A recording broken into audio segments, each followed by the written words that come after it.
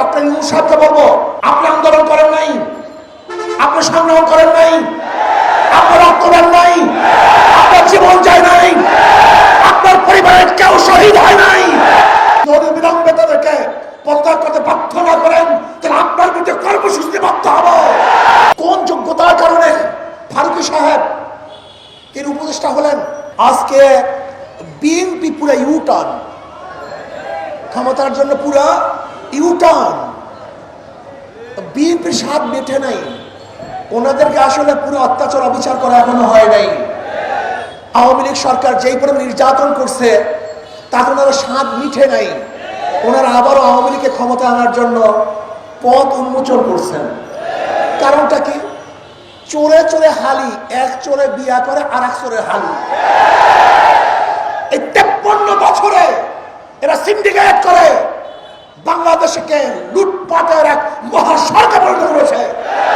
এরাই চাঁদাবাজি করেছে, এরাই দখলদারি করেছে, এরাই জুলুম করেছে, এরাই অত্যাচার করেছে, এরাই খুন করেছে, এরাই ধর্ষণ করেছে। 5ই আগস্টের পরে ভেবেছিলাম এবার বৈষম্য থাকবে না, এবার মানুষ মুক্তি পাবে, মানুষ শান্তি পাবে, মানুষের অধিকার প্রতিষ্ঠিত হবে। কিন্তু কি দেখলাম? 5ই আগস্টের পরেও আবারও বিচারবিহীন হত্যা, আবারও কি দেখলাম? চাঁদাবাজি, আবারও কি দেখলাম? খুন, জুলুম, অত্যাচার, দখলদারি, আবার মিথ্যা মামলার সয়লাব, আবারও সন্ত্রাস, আবারও গুন্ডামি, আবারও বদমাশি, আবারও অত্যাচার, আবারও অবিচার। তার মানে আমাদের আন্দোলন এখনো শেষ হয় নাই, আমাদের সংগ্রাম এখনো শেষ হয় নাই, এখনো বৈষম্য দূর করতে পারি নাই। 5ই আগস্টের পরে অন্তর্বর্তীকালীন সরকারকে ভেবেছিলাম দেশের মাটি এবং মানুষের দিকে লক্ষ্য করে দেশ পরিচালনা করবেন, কিন্তু ওনারা কি করতেছেন?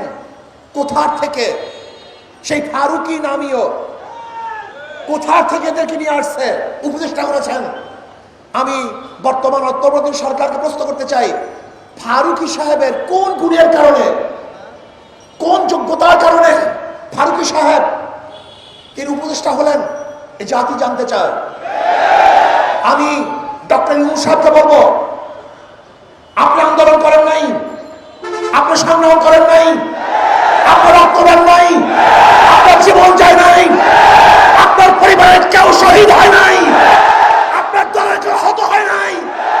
এদেশের হাজারো মানুষ শহীদ হয়েছে, এদেশের হাজারো মানুষ বন্ধ হয়েছে।